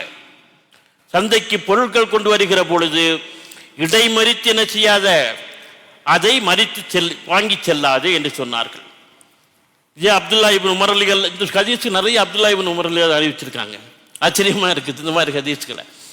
முஸ்னத் அஹ்மதுல 4488வது ஹதீஸாக அமைந்திருக்கிறார். சில நேரங்களில் பெருமானார் எவ்வளவு தூரம் அக்கறையோடு இருந்தார்கள் என்பதற்கு ஒரு நிகழ்வு உண்டு. முஆத் இப்னு ஜபல் ரலியல்லாஹு தஆலா அன்ஹு அவர்கள் அறிவும் ஆளுமையும் வீரமும் மிக்கவர். பெருமானார் காலத்திலேயே யமன் தேசத்திற்கு கவர்னராக நியமிக்கப்பட்ட ஒரு ஆளுமைக்கும் பெருமைக்கும் உரியவர். அவர் மீதே ஒரு தடவை ஒரு புகார் வருகிறது. இந்த பேரித்தந்தோட்டங்களையும் வேலை செய்துக்கிட்டு ஒட்டகங்களை மேய்ச்சிக்கிட்டு பகல் முழுக்க வேலை செய்தவங்க வந்து பெருமானாட்ட ஒரு புகார் சொன்னாங்க, ஒரு கம்ப்ளைண்ட். என்ன, நாங்கள் பகல் முழுக்க வேலை செய்துட்டு கஷ்டப்பட்டு எடுத்து இரவு நேரத்தில் தொழுகைக்காக வேண்டி சப்புல வந்து நின்னோம்னா இந்த முஆத் இப்னு ஜபல் அவர்கள் நீண்ட அத்தியாயங்களை ஓதி தொலை வைக்க ஆரம்பித்து விடுகிறார். எங்களால் அவருக்கு பின்னால் தொழ முடியல, ரொம்ப டயர்டாக இருக்குங்கிறவே கம்ப்ளைண்ட். உடனே பெருமானார் முஆதை வர சொல்லுங்கள் என்று சொன்னார். முஆத் வந்தார். முஆதிடம் ஒரு கேள்வியை கேட்டார், அதான் முக்கியமான விஷயம். நீங்கள் என்ன மார்க்கத்தில் குழப்பத்தை ஏற்படுத்துகிறீரா என்று கேட்டார். நீர் என்ன மார்க்கத்தில் குழப்பத்தை ஏற்படுத்தின? இறைவன் கொடுத்த அந்த வேத வசனங்களை அதிக நேரம் ஓதி தொலை வைக்கிறது மார்க்கத்தை குழப்பத்தை ஏற்படுத்துறதா? ஆனால் பெருமான குழப்பத்தை ஏற்படுத்துகிறார். பின்னால் இருக்கக்கூடிய மனநிலையும் உடல்நிலையும் கருத்தில் கொள்ளாமல் நீங்கள் நீண்ட அத்தியாயங்களை ஓதலாமா என்று கேட்டார். இப்படிப்பட்ட சூழலில் யார் உங்களோடு என்று தொழுகிறார்களோ அவருடைய உடல் நலன், மனநலன் சகலத்தையும் கருத்தில் கொண்டு அளவான அத்தியாயங்களை ஓதி தொலைவையுங்கள் என்று அறிவுறுத்தினார்கள். ஒரு வழிபாட்டில் கூட இந்த சமூகம் சார்ந்த மக்களுடைய நலன் சார்ந்த விஷயத்தை பெருமானார் எப்படி யோசித்திருக்கிறார்கள், எவ்வளவு கவலையோடு அதை ஆராய்ந்து பேசியிருக்கிறார் என்பதை பார்க்க வேண்டும். பெருமானார் ஒரு முறை தொலை வைத்துக் கொண்டிருக்கிற பொழுது பெருமானாருக்கு பின்னால் தோழர்கள் நிற்பார்கள், அவர்களுக்கு பின்னால் சிறார்கள் என்று தொழுவார்கள், அவர்களுக்கு பின்னால் சில நேரங்களில் பெண்கள் நின்று தொழுவார்கள். இது வழமை. ஒரு தடவை பெண்கள் பகுதியிலே இருந்து பெருமானார் தொலை வைத்துக் கொண்டிருக்கிற பொழுது ஒரு குழந்தை அழுகின்ற குரல் கேட்கிறது. பெருமானார் நபிகள் நாயகம் ஸல்லல்லாஹு அலைஹி வஸல்லம் தொழுகையை விரைந்து முடித்துக் கொண்டார்கள் என்று நபிமொழி பதிவாகி இருக்கிறது. ஏன்னா ஒரு தாயின் மனநிலையில் இருந்து அவர்கள் பார்த்தார்கள். குழந்தை அழுகின்ற பொழுது தக்பீர் கட்டி நிற்கிற ஒரு தாயுடைய மனசு என்ன பாடுபடும் இல்லையா? ஒரு தாயின் மனநிலையிலே இருந்து அதை பார்த்தார்கள், தொழுகையை விரைந்து முடித்துக் கொண்டார்கள் என்று நபிமொழி பதிவாகி இருக்கிறது என்று சொன்னால் நாம் என்ன செய்ய வேண்டியிருக்கிறது? எல்லா நிலையிலும் தனிமனிதனுடைய சுய வாழ்க்கையாக இருந்தாலும் சரி, அல்லது அவனுடைய வழிபாடு சார்ந்த இபாதத்து சார்ந்த விஷயங்களாக இருந்தாலும் சரி, நம்மோடு இருக்கக்கூடிய மனநிலை, உடல்நிலை அத்தனையும் கருத்தில் கொண்டுதான் நாம் இயங்க வேண்டும் என்கின்ற ஒரு படிப்பினையை கற்றுத்தந்தால் இதுதான் சமூக பொறுப்புணர்விலே உன்னதமான விஷயமாக அமைந்திருக்கின்றது. எல்லா விஷயத்திலும் கூட்டாக செயல்படும் என்று சொன்னார்கள். இந்த கூட்டாக செயல்படுவதற்கு நிகரான பலம் வேற எதுவும் கிடையாது. ஒரு ஜக்காத்தை நிறைவேற்றுகிற பொழுது கூட 2.5% கொடுக்கின்றையா? தானாக விளைவதில் விளைவு கொடுக்கிறாயா? விவசாயம் செய்து விளைவதில் விளைவு கொடுக்கிறாயா? ஒரு பைத்துல் மால் என்று சொல்லக்கூடிய பொது நிதி அமைப்பின் மூலம் கொடு என்று சொன்னார்கள். இந்த பைத்துல் மால் என்று சொல்லக்கூடிய பொது நிதி அமைப்பு ஆரம்பித்ததற்கு அது ஒரு பெரிய பொருளாதார புரட்சி. ஏன்னா தனியாக நாம் கொடுக்கிற பொழுது நமக்கு 4 பேருக்கு பகிர்ந்து கொடுப்போம். அதனால் அவருக்கு என்ன நன்மை பெரிய அளவு ஏற்பட்டு விடாது. அடுத்த ஆண்டு வந்து கேட்கக்கூடியவராக இருப்பார். கூட்டாக வசூல் செய்து தேவையான ஒருவருக்கு ஒரு காங்கிரீட்டான ஒரு விஷயத்தை, தேவையான விஷயத்தை ஒரு வியாபாரம் ஒரு தொழில் ஆரம்பிக்கிறதுக்கு எதுக்காக கொடுத்து விட்டோம் என்று சொன்னால் அடுத்த ஆண்டு அவர் கொடுக்கக்கூடியவராக மாறிவிடுவார். இதுதான் ஜக்காத் திட்டத்தினுடைய நோக்கம். இதை நிறைவேற்றுவதற்கு பைத்துல் மால் என்று சொல்லக்கூடிய ஒரு பொருளாதாரம் சார்ந்த ஒரு அமைப்பை சமூக நலனுக்காக உருவாக்கியதெல்லாம் பொருளாதார புரட்சி. பெருமானார் நபிகள் நாயகம் ஸல்லல்லாஹு அலைஹி வஸல்லம் ஒரு தடவை சொன்னார்கள், உங்களில் யாராவது மரணித்தவர்கள் இருந்தால், உங்கள் குடும்பத்தில் மரணித்தவர்கள் இருந்தால், மரணித்தவர்கள் சொத்துக்களை விட்டு சென்றால் அவருடைய வாரிசுகளை போய் சேரட்டும். மரணித்தவர்கள் சொத்துக்களை விட்டு சென்றால் அவருடைய வாரிசுகளை போய் சேரட்டும். அவர்கள் கடனை விட்டு சென்றால் என்னை வந்து சேரட்டும், நான் அடைக்கிறேன் என்று சொன்னார்கள். என்ன அர்த்தம்? ஆட்சி தலைவர் பைத்துல் மால் மூலம் கடனை அடைக்கிறேன் என்று சொன்னார்கள். ஒரு தனி மனிதன் வாங்கிய கடனை ஒரு அரசாங்கம் அடைத்தது என்று சொல்லக்கூடிய வரலாறு பெருமானாருடைய ஆட்சியினுடைய வரலாறு. நீங்க அரசாங்கங்களே நம்ம மேல கடன் வாங்குது. ஒவ்வொரு தலைக்கு மேலேயும் எவ்வளவோ கடன் இருக்கு அப்படிங்கிறாங்க. ஒவ்வொரு நாட்டிலையும் புள்ளி விவரமெல்லாம் கொடுக்குறான். ஒவ்வொரு தரைக்கு மேலேயும் 50,000 சில்லற கடன் இருக்கு. என் தரைக்கு மேல நான் வாங்காத கடன். ஒருத்தன் என்ன பண்ணா, இப்படி 50,000 ரூபாய் உங்க பேர் கடன், தனிநபர் கடன் இருக்கிறது, அரசாங்கம் வாங்கின கடன் பிரிச்சு போட்டு பார்த்தா தனிநபர் கடன் இருக்குன்னு அறிவிச்ச உடனே கடனாளியா செத்து போகக்கூடாது. கடனாளியா செத்து போனா சொர்க்கம் கிடைக்காது அப்படி சொன்னா பயந்து போனார். நேர போய் ஸ்டேட் பேங்க் ஆஃப் இந்தியாவில் போய் 50,365 ரூபாய்க்கு ஒரு செக் எடுத்து, ஒரு டிராஃப்ட் எடுத்து, மத்திய நிதியமைச்சருக்கு ஒரு டிராயிங், ஒரு கவரிங் லெட்டர் அழைத்து, என் மீது என்னிடம் கேட்காமல் நீங்கள் வாங்கிய கடனை இதை அடைக்கிறேன். இனிமேல் ஒரு கண்டிஷன், ஏன்ட்டு கேட்காம என் தலைக்கு மேல கடன் வாங்கக்கூடாது. சும்மா வேடிக்கையா சொல்றேன். இப்படி இருக்கிற சூழலில் தனி மனிதன் வாங்கிய கடனை அரசாங்கம் அடைத்தது என்கின்ற வரலாறை பைத்துல் மால் மூலம் பெருமானார் நிகழ்த்தி காட்டினார்கள். எத்தனை மறுவாழ்வு திட்டங்கள்! இன்னைக்கு உலகத்தில் நிறைய புனரமைப்பு திட்டங்கள், ரீஹாபிலிட்டேஷன் எல்லாம் சொல்கிறார்களே, புனரமைப்பு திட்டங்கள், மறுவாழ்வு திட்டங்கள் என்று செயல்படுத்துகிறான்னு சொன்னா, பெருமானாருடைய வாழ்க்கையிலே ஆட்சியிலே எத்தனை மறுவாழ்வு திட்டங்கள்! அனாதைகளுக்கான மறுவாழ்வு திட்டம் கொண்டு வந்தாங்க. உலகத்தில் அனாதைகளுக்கான மறுவாழ்வு திட்டம், அடிமைகளுக்கான மறுவாழ்வு திட்டம், விதவைகளுக்கான மறுவாழ்வு திட்டம் எல்லாவற்றையும் நடைமுறைப்படுத்தி காட்டியது பெருமானார் தான். பெருமானாருக்கு பின்னால் வந்த ஆட்சியாளர்கள், கலிஃபாக்கள் அதை உறுதிப்படுத்தி காட்டினார்கள், ஜனரஞ்சகப்படுத்தி ஜனநாயகப்படுத்தினார்கள். ஒரு அனாதையினுடைய தலையை நீ தடவி விட்டால் அந்த முடியில் இருக்க எத்தனை முடி அத்தனை அளவு நன்மை உண்டு என்று சொன்னார்கள். இதில் உளவியல் சார்ந்த சைக்காலஜி அற்புதமான விஷயம் கிடைக்கிறது. ஒரு அனாதை என்று சொல்லக்கூடிய யாரும் இல்லாத ஒருவனாக இருப்பான். ஏக்கத்தோடு உறவுகள் இருக்கா, ஏக்கத்தை அடைகிறவனுடைய அப்படியே தலையை தடவிக்கிற பொழுது அவனுக்கு மனசிலே இருக்கக்கூடிய ஒரு மகிழ்ச்சி, ஆறுதல், நமக்கும் யாரோ இருக்கிறாங்க, ஆதரிப்பு இருக்கு என்று உளவியல் ரீதியாக மனதுக்குள்ளே ஒரு செழுமையை ஏற்படுத்துகின்றோம்.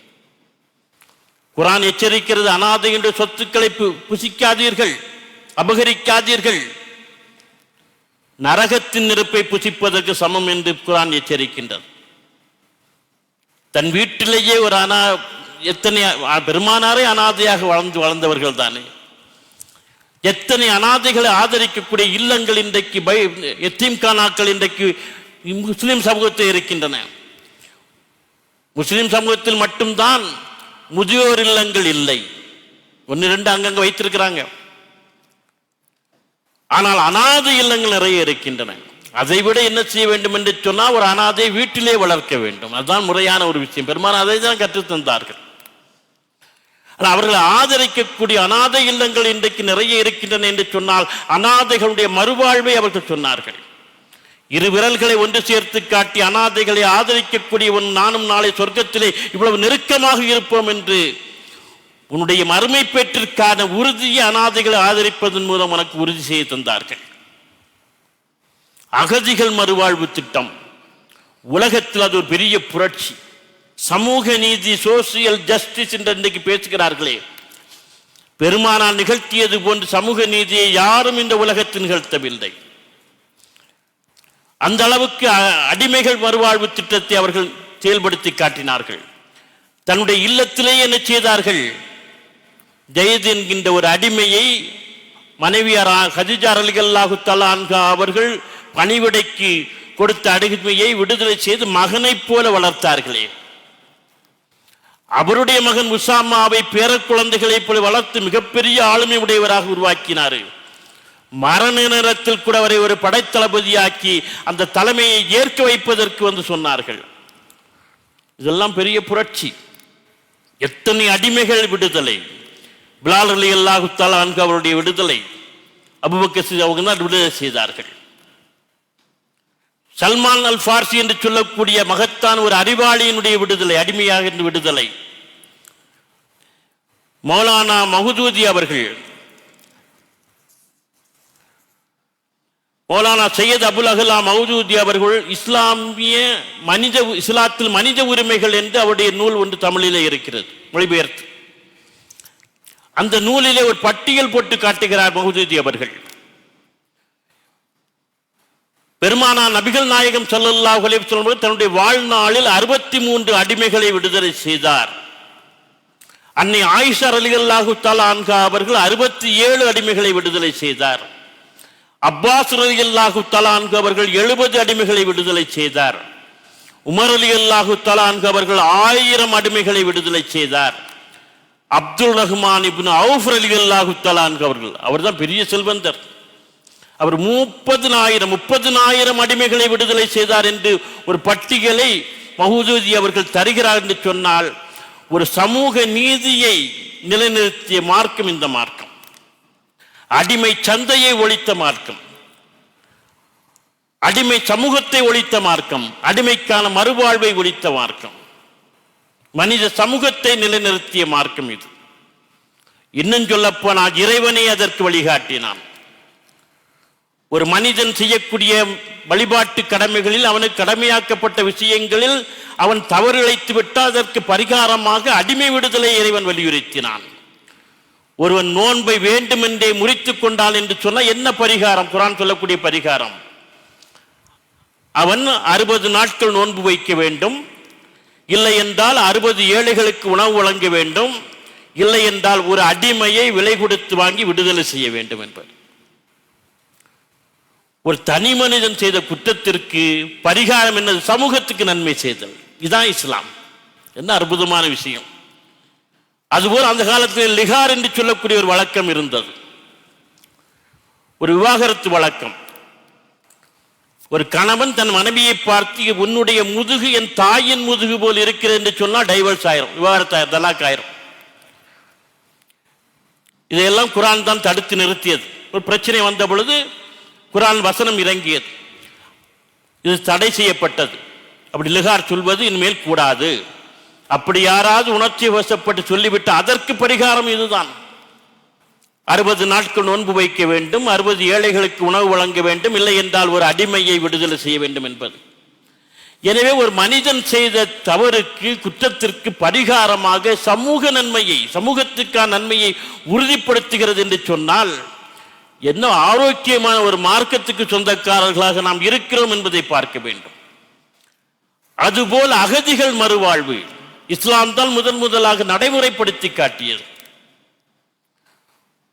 ஏதாவது ஒரு பிரச்சனையின் காரணமாக ஒரு இனம் அல்லது மக்கள் அந்த தேசத்திலே மண்ணிலே வாழ முடியாமல் புலம்பெயர்ந்து வேறொரு இடத்துக்கு வருகிறார்களே, அவர்கள் தான் அகதிகள். அந்த அகதிகளை இன்றைக்கு ஒவ்வொரு நாடுகளும் எப்படி நடத்துகின்றன என்பது நமக்கு தெரியும்.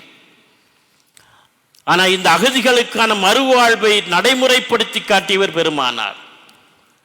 பெருமானாரோடு ஏகத்துவம் ஒன்றையே, தௌஹீது ஒன்றையே சொத்தாக கொண்டு எத்தனை பேர், நூற்றுக்கணக்கான மக்காவாசிகள் முஹாஜிரின்களாக மதீனாவுக்கு வந்தார்கள். எல்லாவற்றையும் இழந்து விட்டு வந்தார்கள். மனைவி மக்களை விட்டுவிட்டு, சொத்துக்களை விட்டுவிட்டு, பணங்காசு விட்டுவிட்டு, இஸ்லாம் ஒன்றுதான் தங்களுடைய வழிமுறை, அதுதான் எங்களுடைய செல்வம் என்று பெருமானாருக்கு பின்னால் வரிசை வரிசையாக வந்தார்கள். வந்தவர்களுக்கு எந்த வாழ்வாதாரம் இல்லாமல் அகதிகளாக இருந்த பொழுது மதீனாவில் இருக்கக்கூடிய அன்சாரிகளை, பல குலத்தவர்களை அழைத்து ஒவ்வொருவருக்கு சகோதரராக கொடுத்தாரே.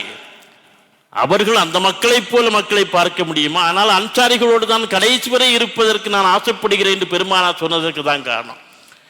சொத்தில் பாதியை, வியாபாரத்தில் பாதி என்று எல்லாவற்றையும் பகிர்ந்து கொடுத்தார்கள். ஒரு சகோதரத்துவத்தை அகதிகள் மறுவாழ்வு மூலம் உறுதிப்படுத்தி காட்டியவர்கள் பெருமானாராக இருக்கிறார்கள். அதுபோல விதவைகள் மறுவாழ்வு, இது ஒரு பெரிய புரட்சி. இந்திய சமூகத்திலே, இந்தியாவிலே பிரிட்டிஷ்காரர்கள் ஆண்டு கொண்டிருக்கிற பொழுது 1856 தான், எத்தனை ஆண்டுகள் ஆச்சு? ஒரு 250 ஆண்டு இருக்கும், அவ்வளவுதான். முன்னால் தான் விதவைகள் மறுவாழ்வு சட்டம் கொண்டு வரப்பட்டது. அவன் இருந்ததுனால கொண்டு வந்தான். அதுக்கு முன்னால் விதவைகள் மறுவாழ்வு சட்டம் இங்கே கிடையாது. அதற்கு பிறகும் கூட அது சரியாக நடைமுறைப்படுத்தவில்லை. 1856 தான் விதவைகள் மறுவாழ்வு சட்டம் இந்தியாவிலே கொண்டு வரப்பட்டது. கிறிஸ்தவ சமூகத்துக்கான விதவைகள் மறுவாழ்வு சட்டம் 1869 தான் இந்தியாவிலே கொண்டு வரப்பட்டது. ஆனால் 1450 ஆண்டுகளுக்கு முன்னாலே விதவைகள் மறுவாழ்வை பெருமானார் உறுதிப்படுத்தினார்கள், நடைமுறைப்படுத்தி காட்டினார்கள். போர் சூழலிலே நிறைய பேர் இறந்து போன பொழுது, இளம் விதவைகள் தங்கிய பொழுது அவர்களுக்கான மறுவாழ்வை உறுதிப்படுத்தினார்கள். பெருமானாருடைய வேண்டுகோளை ஏற்று சஹாபாக்கள், இளைஞர்கள் விதவை பெண்களை திருமணம் செய்து கொண்டார்கள். ஒரு தடவை ஒரு தோழர் சொல்கிறார், இளைஞனை பார்க்கிறார், என்ன உனக்கு திருமணமானது போல, நிக்காக முடிஞ்சது போல இருக்கே அப்படின்னா, ஆமா நேற்று முடிஞ்சு பெருமானாருக்கு சொல்லாமல் நிக்காது. சரி, யாரை திருமணம் செய்தார்? நீங்கள் சொன்னது போல இளம் விதவையை. ஏன் உனக்கு கன்னிப்பெண் கிடைக்கவில்லையா என்று கேட்டார்கள். சொன்னார்கள், கன்னிப்பெண் இருந்தால் அதற்கு முக்கியத்துவம் கூட, இல்லை என்றால் விதவை, அந்த அளவுக்கு விதவைகளுக்கு மறுவாழ்வு கொடுப்பதற்கு இளைஞர்கள் இன்றைக்கு முன் வந்தார்கள், நடைமுறைப்படுத்தி காட்டினார்கள். இதன் மூலம் நடந்த அற்புதமான ஒரு விஷயம் என்ன தெரியுமா? பெண்கள் மீதான அத்துமீறல்கள், பாலியல் வன்கொடுமைகள் தடுத்து நிறுத்தப்பட்டன. நம்ம ஊர்கள் அந்த காலத்தில் சொல்வாங்க, அறுத்தா கட்டு அல்லது அழியும்பாங்க. வயல்ல அறுவடை செய்தால் உடனே கட்டிடணும், கட்டி களத்துக்கு நெல்லை கொண்டு வந்துடணும். வயல்லே விட்டுக்கிட்டு ஆள் கிடைக்கிற நாளைக்கு பார்க்கலாம்னா தானாக உதிர்ந்து நெல் அழிந்து விடும். இல்லை என்றால் காக்கா குருவி எல்லாவற்றையும் மேய்ந்து அழித்து விடும். அதுபோல் தான் இளம் வயதில் ஒரு பெண் விதவையானால் வயசு கோளாறின் காரணமாக தானாக கெட்டுப் போவதற்கு வாய்ப்பு உண்டு. இல்லை என்றால் அவளுடைய தனிமையை, வயசை வைத்துக் கொண்டு பிறர் அவளை பாலியல் வன்கொடுமையோ ஆட்படுத்துவதற்கு வாய்ப்பு உண்டு. அறுத்தா கட்டும் அல்லது அழியும் என்று சொன்னார்கள். இந்த விதவைகள் மறுமணத்தின் மூலம் பெண்கள் மீது நடக்கக்கூடிய அத்துமீறல்கள் அத்தனையும், பாலியல் குற்றங்கள் அத்தனையும் பெருமானார் தடுத்து நிறுத்தினார்கள். இது ஒரு பெரிய புரட்சி. சாதாரணமாக அந்த விஷயத்தை நாம் எடுத்துக்கொள்ளக்கூடாது. முஸ்லிம் சமூகத்திலே பெண்களுக்கான பாதுகாப்பு உறுதிப்படுத்தப்பட்டிருக்கிறது என்று சொன்னால், இந்த சட்டங்கள், இந்த மறுவாழ்வு திட்டங்கள் எல்லாம் மிக அற்புதமான ஒரு காரணமாக அமைந்திருப்பதை நாம் பார்க்கலாம். இந்த வரலாற்றை, இந்த இதை கலீஃபாக்கள் தொடர்ந்தார்கள். உமர் ரலியல்லாஹு தஆலா அன்ஹு அவர்கள் காலகட்டத்திலே முதியோர்களுக்கான ஓய்வூதியம் வழங்கப்பட்டது, பென்ஷனை கொடுத்தாங்க. அந்த பென்ஷன் கொடுத்ததற்கு என்ன காரணம் தெரியுமா? ஒரு நாள் சந்தை பகுதியிலே உமர் ரலியல்லாஹு தஆலா அன்ஹு அவர்கள் கலீஃபா சென்று கொண்டிருக்கிற பொழுது ஒரு யூத சமூகத்தை சார்ந்த, சமயத்தை சார்ந்த ஒரு யூதர், ஒரு முதியவர் யாசகம் கேட்டு பிச்சை எடுத்துக் கொண்டிருந்தார். பார்த்த உமர் ரலியல்லாஹு தஆலா அன்ஹு அவர்களுக்கு, நம்முடைய ஆட்சியிலே ஒரு முதியவர் யாசகம் கேட்கலாமா? ஏன்னா முதியவர்கள் கேட்கிறார்கள் என்று சொன்னால் அது பெரிய கொடுமை. அப்படித்தானா? பராமரிப்பதற்கு ஒருவரும் இல்லாமலா போய்விட்டார்கள். வந்து கையேந்துகிறார், மான மரியாதைகள்லாம் விட்டு வந்திருக்க, வடியெல்லாம் வந்து நிற்கிறார். அது ஒரு யூத சமயத்தை மாற்று சமயத்தை சார்ந்தவர். உடனடியாக உமர் ரலியல்லாஹு தஆலா அன்ஹு அவர்கள் தங்களுடைய நிர்வாகத்தை கூட்டி முதியவர்களுக்கான ஓய்வூதியத்தை நடைமுறைப்படுத்தினார்கள். எந்த முதியவர்களும் இன்மேல் கையேந்தக்கூடாது என்று நடைமுறைப்படுத்தி காட்டினார்கள். அதுபோல குழந்தைகளுக்கான நலத்திட்டத்தை, நிவாரண உதவியை, பராமரிப்பு நிதியை நடைமுறைப்படுத்தி காட்டினார்கள். இன்றைக்கு குழந்தைகளுக்கான பல திட்டங்களை அரசாங்கங்கள் கொண்டு வந்திருக்கின்றன. பள்ளி குழந்தைகளுக்கான உணவு திட்டம் எல்லாம் கொண்டு வந்திருக்கிறாங்க, காலை உணவு திட்டம் எல்லாம். 1400 வருடங்களுக்கு முன்னால் உமர் கலீஃபா அவர்கள் குழந்தைகளுக்கான நலத்திட்டத்தை கொண்டு வந்தாங்க. அதுல ஒரு நிபந்தனை என்னன்னா, பால் குடி மறந்த குழந்தைகளுக்கு நிவாரணம் என்னது பராமரிப்பு நிதி என்று வழங்கினார்கள். அந்த குழந்தை 2 ஆண்டுகள் பால் கொடுக்கணும், குர்ஆன் சட்டம். பால் கொடுக்கிற பொழுது தாய் குழந்தைக்கு தேவை குறைவுதானே. அல்ல, பால் குடி மறந்த குழந்தைக்கு பராமரிப்பு நிதி என்று கொடுத்தாங்க. ஒரு நாள் இரவு நேரம் வலம் வருகிறார் கலீஃபா. நகர்வலம் வருவார், ரோட் ஷோ நடத்துறது கிடையாது இன்னைக்குள்ள ஆட்சியாளர்களை போல. இரவு நேரத்தில் நகரம் வந்து என்ன செய்வார்கள், என்ன பிரச்சனை, என்ன மக்கள் பேசிக்கொள்கிறார் என்பதையெல்லாம் கவனிப்பார். அப்படி வருகிற பொழுது ஒரு குடிசையிலே இருந்து ஒரு குழந்தை அழுகின்ற குரல், கத்தி கதறுகின்றது. குடிசையின் பக்கத்திலே போய், தாயே நீ வீட்டில் தானே இருக்கிறாய், ஆமா உன் குழந்தை அழுகிறதே, குழந்தையினுடைய பசியை அமர்த்து, சீக்கிரம் அழுகையை நிறுத்து என்று சொல்கிறார்கள். வந்தது குரல் விட்டது கலீஃபா என்று அந்த அம்மாவுக்கு தெரியாது. அந்த அம்மா சொல்லிச்சு உள்ள இருந்துட்டு, கலீஃபா ஒரு சட்டம் போட்டாரு, பால்குடி மறந்த பிள்ளைகளுக்கு தான் பராமரிப்பு நிதி கொடுப்போம்ட்டு. எனக்கு ரொம்ப வறுமையா இருக்குது, அதனால அந்த நிதியை பெறுவதற்காக பால் கொடுப்பதை நான் நிறுத்தி இருக்கிறேன். அதனால குழந்தை அழுதுன்னு சொன்ன உடனே உமர் கலீஃபா அவர்கள் கையில் இருந்த தடியால் தன்னுடைய தொடையில் அடியடி என்று அடித்தால், உனக்கு நாசமாக உண்டாகட்டும், நாசம் உண்டாகட்டும், உமரே நீ எத்தனை குழந்தைகளை கொண்டாய் என்று தனக்குத்தானே கேட்டார்கள்.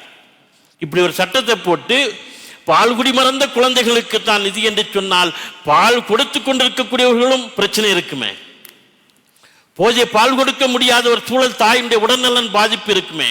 இதை கணக்கில் எடுத்துக் கொள்ளாமல் நீ சட்டம் போட்டு விட்டாயே, உனக்கு நாசம் உண்டாகட்டும் என்று தன்னைத்தானே தொடையில் அடித்துக் கொண்டு உனக்கு எத்தனை குழந்தைகளை நீ கொண்டாய் என்றெல்லாம் தனக்குத்தானே புலம்பிக் கொண்டு போய் அந்த சட்டத்தை ரத்து செய்துவிட்டு எல்லா குழந்தைகளுக்கும் உண்டு, அன்று பிறந்த குழந்தைகளுக்கும் பராமரிப்பு நிதி என்று வழங்கினார்கள் என்று சொன்னால், உலகத்துக்கு முன்மாதிரியான சமூக பொறுப்புணர்வு சார்ந்த, மக்கள் நலன் சார்ந்த திட்டத்தை நடைமுறைப்படுத்தி காட்டிய அற்புதமான விஷயம் பெருமானாருக்கு உண்டு.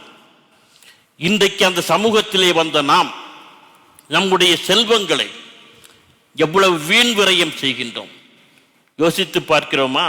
எவ்வளவு வீண் விரயம் செய்கின்றோம். திருமண விசேஷங்கள் என்ற பெயரிலே, வீட்டு விசேஷ பெயரிலே எவ்வளவு வீண் விரயம் செய்யப்படுகிறது. அதிகமான வீண்விரயம் செய்யக்கூடிய சமூகம் நம்முடைய சமூகம். ஞாபகம் வைத்துக் கொள்ளுங்கள், ஒவ்வொரு விருந்துக்கும் செல்கிற பொழுது மனது பதறுகிறது, இப்படி வீண்விரயம் செய்கிறார்களே. வீண்விரயம் செய்பவர்களை அல்லாஹ் நேசிப்பதில்லை. குர்ஆனில் எச்சரிக்கை இருக்கு, வீண்விரயம் செய்யாதீர்கள் என்று இருக்கிறது. எவ்வளவு வீண்விரயம் செய்கிறோம். சாப்பாடை பரிமாறினா வேஸ்ட் பண்ணிடுவாங்க, வீண்விரயம் ஆகி போனா பஃபே சிஸ்டத்தை கொண்டு வந்தாங்க, போய் எடுத்து சாப்பிட்ற மாதிரி. அதுலேயும் இப்போ என்னது, பல வெரைட்டிஸை வச்சு விட்டுறது. நம்மால் போய் தேவைக்கு எடுத்து சாப்பிட்றான்னா எல்லாத்தையும் அவரை கரண்டி அள்ளி போடுறான், எல்லாத்தையும் எடுக்கிறான். எடுத்து 2 தட்டு 3 தட்டு எடுத்துக்கொண்டு போய் உட்கார்ந்துக்கிட்டு சாப்பிட முடியாமல் அப்படியே போட்டு போயிடுறான்.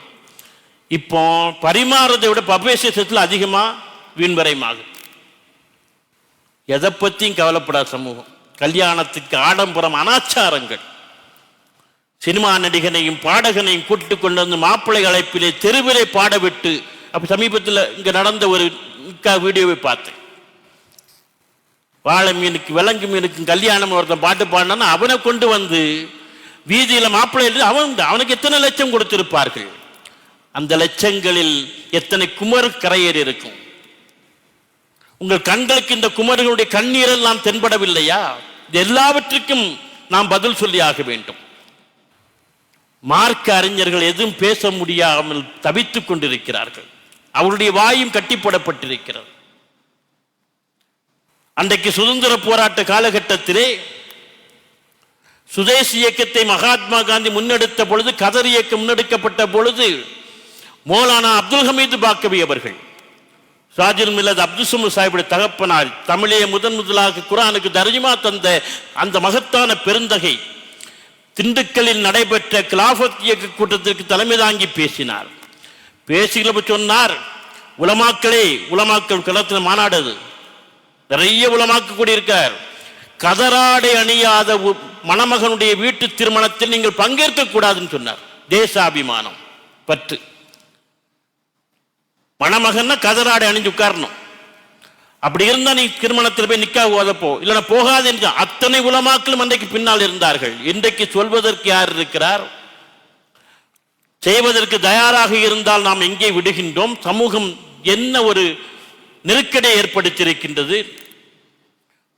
ஜமாத்துக்கள் இது விஷயமாக பள்ளிவாசல் நிர்வாகங்கள் கடுமையான நடவடிக்கை எடுக்க வேண்டும். எந்த அனாச்சாரங்களும் இருந்தால் பங்கேற்க மாட்டோம் என்று சொல்ல வேண்டும்.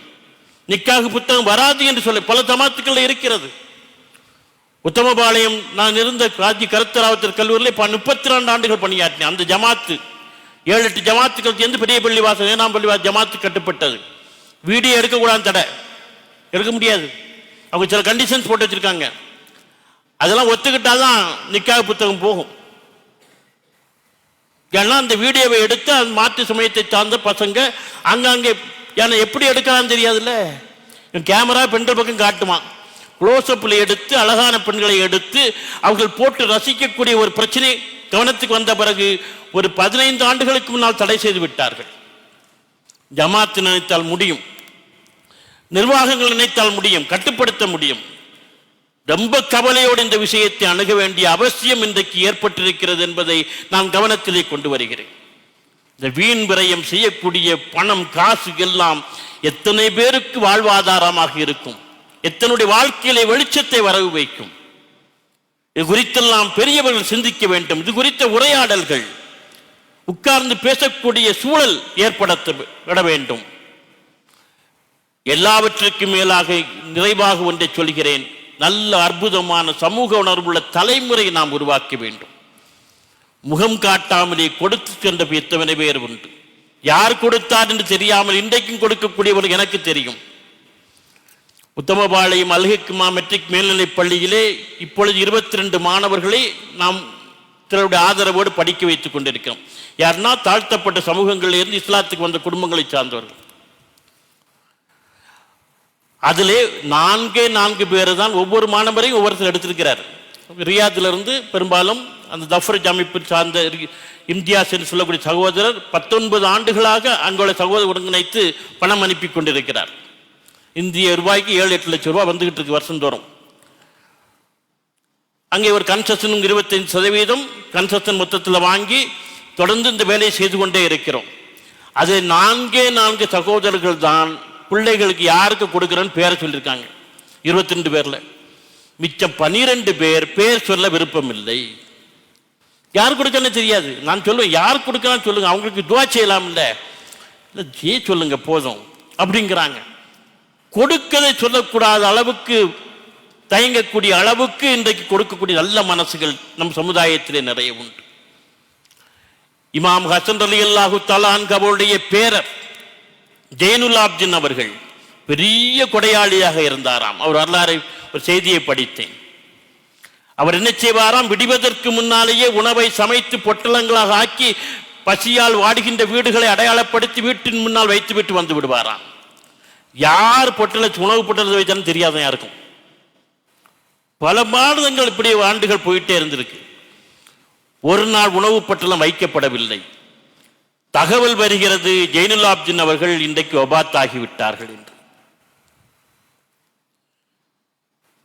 ஓ, இவர்தான் வைத்திருப்பாரோ என்று எல்லோருக்கும் ஒரு எண்ணம் ஏற்படுகிற பொழுது அவர்தான் இந்த உணவு பட்டலங்களை வைத்தார் என்று உறுதிப்படுத்தப்பட, எப்படி அவருடைய ஜனாசாவை குளிப்பாட்டுகிற பொழுது அவருடைய தோல் தழும்பு பகுதியிலே இந்த உணவு பட்டங்களை சுமந்து காய்ப்பேறி தழும்பு இருந்ததை பார்க்கிறார்கள். அதன் பிறகுதான் தெரிந்தது, இத்தனை காலம் இந்த உணவை முகம் தெரியாமல், சொல்லிக்கொள்ளாமல், அடையாளப்படுத்தாமல், விளம்பரம் இல்லாமல் வழங்கியது ஜெயினுலாப்தீன் அவர்கள் என்று. நமக்கான வரலாறு அற்புதமான வரலாறுகள். இந்த வரலாறு வேறு யாருக்கும் கிடைக்காத மகத்தான வரலாறுகள். இந்த வரலாறுக்கு சொந்தக்காரர்களாக இருக்கக்கூடிய நாம் புதிய வரலாறுகளை இந்த வழித்தடத்தில் நின்று படைக்க வேண்டிய அவசியம் இருக்கிறது. நம்முடைய இளைஞர்கள் எப்படி உருவாக வேண்டும் தெரியுமா? ஒரு செய்தியை சொல்லி நிறைவு செய்கின்றேன். பசாராவினுடைய அகனபு போல உருவாக வேண்டும். பெருமானார் நபிகள் நாயகம் ஸல்லல்லாஹு அலைஹி வஸல்லம் அவர்கள் முன்னறிவிப்பு செய்த செய்திகளில் இது ஒன்று. ரசூலுல்லாஹி ஸல்லல்லாஹு அலைஹி வஸல்லம் அவர்கள் ஹஜ்ரத் உமர் ரலியல்லாஹு தஆலா அன்ஹு அவர்களை பார்த்து சொல்கிறார்கள், பசாராவிலே இருந்து அகனப் என்பவர் உம்மை நாடி வருவார் என்று. அகனப் என்பவர் பசாராவிலிருந்து உம்மை நாடி இங்கே வருவார் என்று. பெருமானாருடைய காலமும் முடிந்தது. அபூபக்கர் சித்திக் ரலியல்லாஹு தஆலா அன்ஹு அவர் கலீஃபாவாக இருந்த காலமும் முடிந்தது. உமர் ரலியல்லாஹு தஆலா அன்ஹு அவர் கலீஃபாவாக இருக்கிற பொழுது பசாராவில் இருந்து அகனப் வந்து நிற்கிறார். பார்த்த உமர் ரலியல்லாஹு தஆலா அன்ஹுவுக்கு ஆச்சரியம், இரட்டை ஆச்சரியம். ஏனென்றால் பெருமானாருடைய முன்னறிவிப்பு நடந்து விட்டது, நிறைவேறிவிட்டது என்பது ஒரு ஆச்சரியம் மட்டுமல்ல. இவர் எதிர்பார்த்தது அகனப் என்றால் ஒரு வயதான முதியவர் வருவார் என்று எதிர்பார்த்தார். வந்தது ஒரு இளைஞன். பெருமானார் அறிவிக்கிற பொழுது அவருக்கு 15-18 வயசா இருந்திருக்கும். இளைஞன் வந்து நிற்பதை பார்த்தவுடன் அவளுக்கு அவ்வளோ ஆச்சரியம். அப்படி வரவேற்று தன்னோடைய தங்க வைத்துக் கொள்கிறார். ஏன்னா பெருமானார் சொன்ன பேரல்லவா, உங்களை நாடி வந்து அவ்வளவு முகப்பத்தோடு பிரியத்தோடு தன்னோடு தங்க வைத்துக் கொள்கிறார். அந்த அகனபும் மிகச்சிறந்த இளைஞராக இருந்தார். தொழுகை இபாதத்துக்களிலே முன்னணியில் நின்றார். மிகச்சிறந்த அறிவாளி.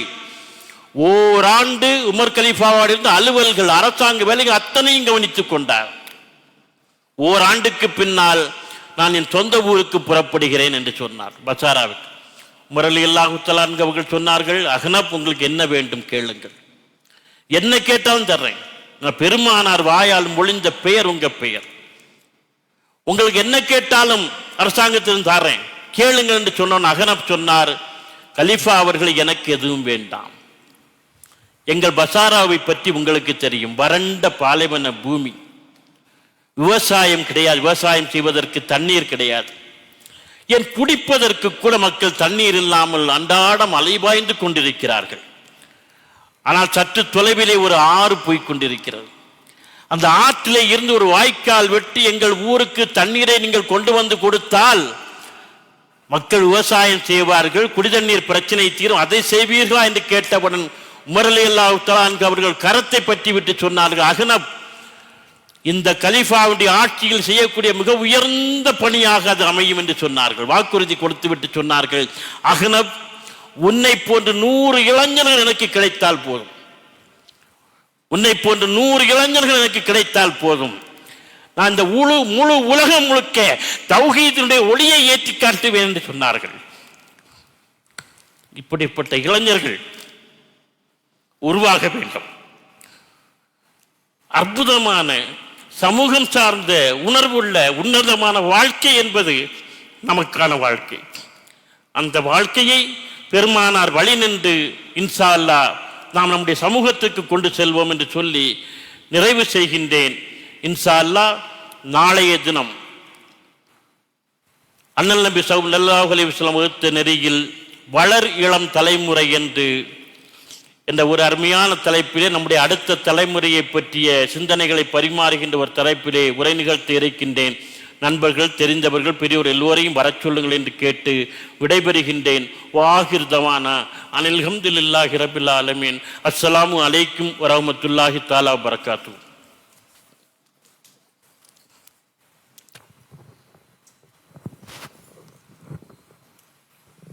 sallallahu ala Muhammad sallallahu alayhi wa sallam sallallahu ala Muhammad sallallahu alayhi wa sallam صلى الله على محمد يا ربي صل وسلم.